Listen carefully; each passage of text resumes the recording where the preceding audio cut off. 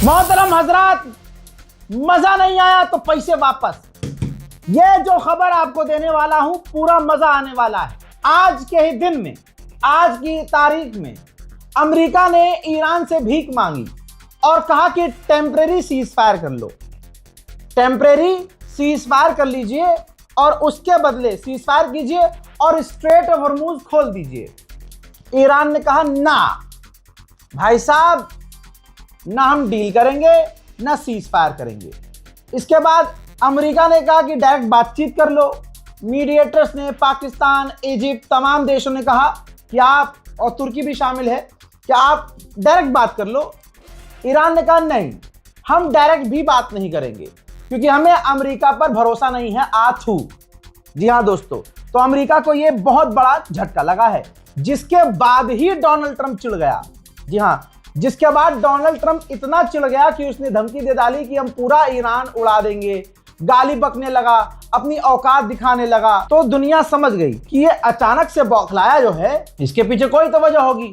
वजह ये है कि ईरान ने किसी भी तरह से बातचीत करने से इनकार कर दिया, कोई भी डील करने से इनकार कर दिया। हजरत, सवाल ये है कि क्या आप भी चूरन की लिस्ट में आते हैं? क्या आप भी उन चमन चिमगैंडियों के लिस्ट में आते हैं जो ये खबर शेयर कर रहे हैं और लोगों से पूछ रहे हैं कि क्या मर गया है ट्रंप? हजरत, डोनाल्ड ट्रंप जिंदा है, सही सलामत है। गुलाबी सुअर, सुअर की खासियत ये होती है कि सुअर बीमार बहुत कम पड़ते हैं। ठीक, सुअर का जिस्म ऐसा होता है, बीमार बहुत कम पड़ता है। ठीक है, सुअर अक्सर जो है मारे जाते हैं। अगर आप भूचड़ खाने देखेंगे, यूरोप में चलता है, तो सुअर बीमारी से नहीं मरते हैं, उसको मारा जाता है। समझदार को इशारा काफी है। मेरे दोस्तों, आपसे गुजारिश है कि जब तक कोई वेरीफाइड चैनल, अब वेरीफाइड कैसे कहूं, लोग 300-400 रुपए में वेरिफिकेशन बैज ले लेते हैं, ब्लू टिक ले लेते हैं, फिर फेक न्यूज चलाते हैं, उनके व्यूज बढ़ते हैं, फॉलोवर बढ़ते हैं, उनको फर्क नहीं पड़ता कि वो आपसे क्या कह रहे हैं, लेकिन आप पर फर्क पड़ता है। लिहाजा नजर रखिए उन लोगों पर जो लोग सही खबर आपको देते हैं और उनकी बात पर भरोसा कीजिए।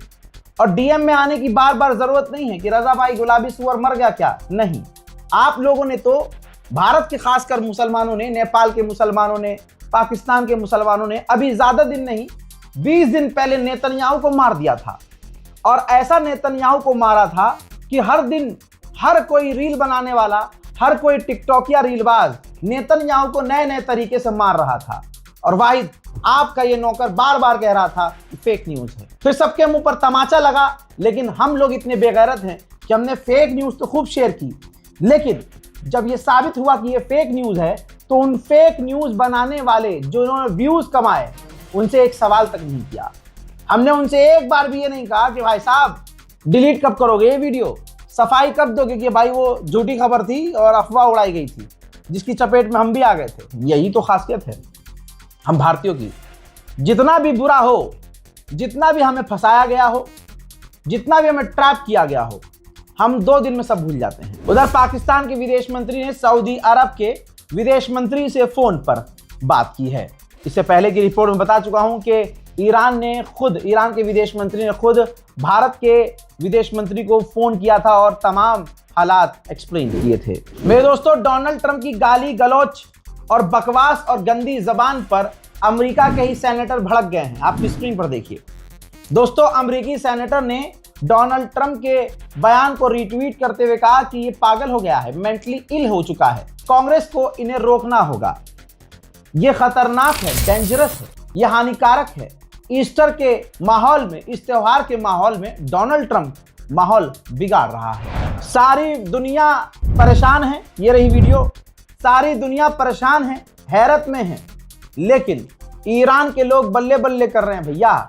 ईरान के मिनिस्टर ने कहा, और ये मैं खुद जानता हूं कि वहां आम लोगों की हालत बेहतर है। यहां खाना पानी, आटा दाल चावल, सिलेंडर महंगा हो गया है। ईरान में गैस तेल सस्ता, खाना पानी भरपूर, किसी चीज की कोई कमी ईरान को नहीं है। हजरात, मैंने पहले ही कहा था कि ईरान को क्लियर पैगाम अगर कोई दे रहा है तो वहां की आवाम दे रही है। ईरान की आवाम साफ कह रही है कि हमें किसी भी तरह से कोई डील नहीं करनी है, हमें झुकना नहीं है, सर कटा लेंगे लड़ जाएंगे, मर जाएंगे, भिड़ जाएंगे, लेकिन अमेरिका से डील नहीं करेंगे। आज भी ईरान की सड़कों पर यही प्रदर्शन हो रहे हैं।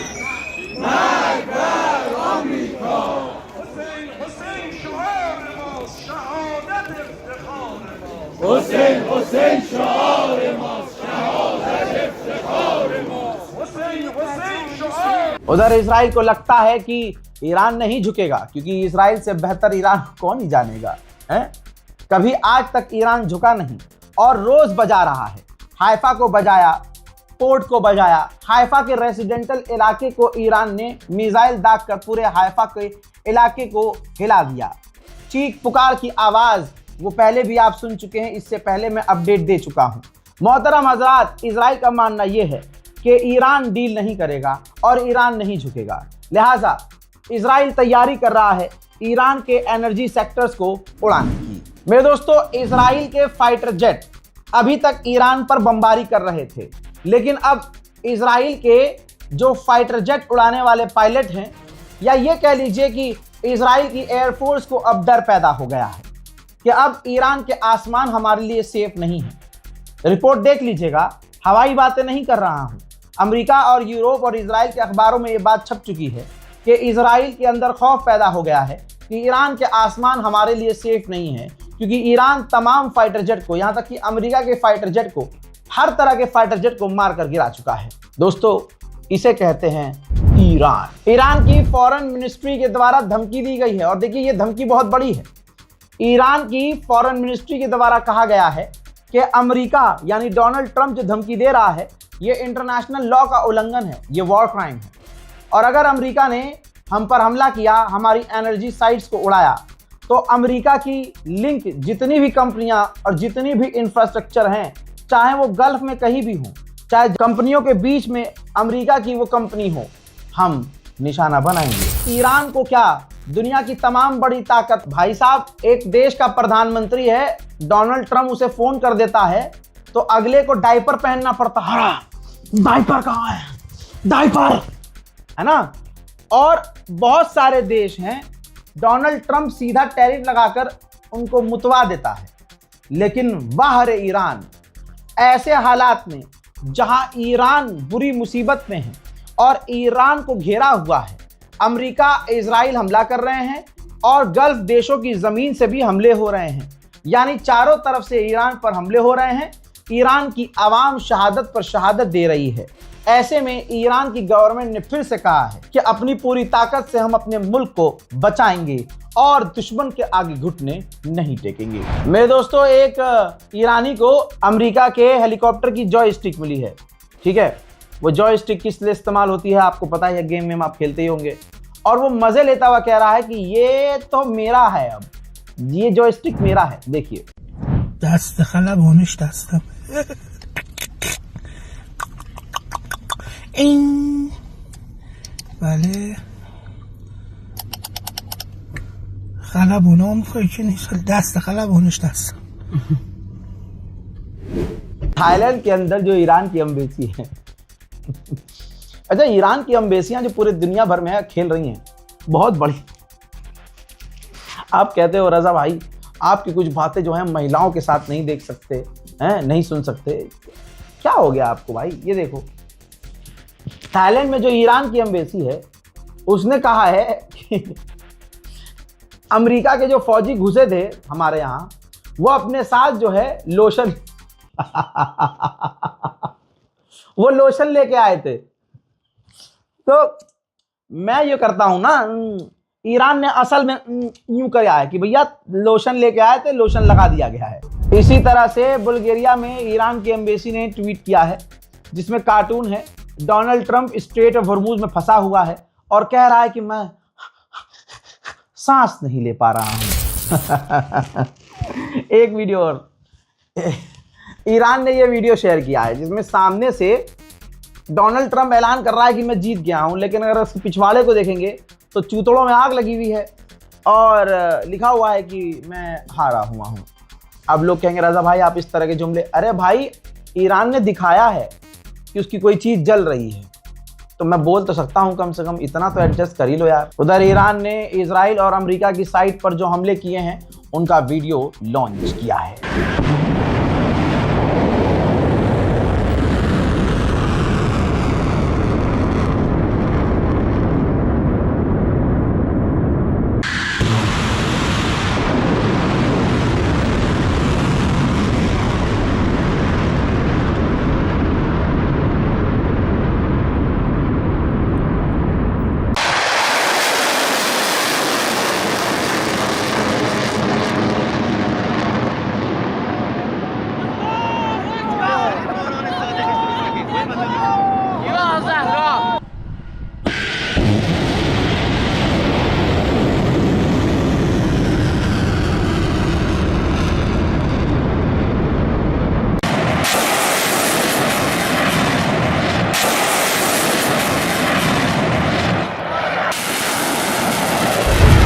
जहां अमेरिका और इजराइल के ईसाई अपना त्यौहार नहीं मना पा रहे हैं ईस्टर, वहीं ईरान के अंदर जो ईरान के रहने वाले ईसाई हैं बड़े धूमधाम और बड़े प्यार और मोहब्बत और शांति से अपने गिरजा घरों के अंदर ईस्टर का त्यौहार मना रहे हैं।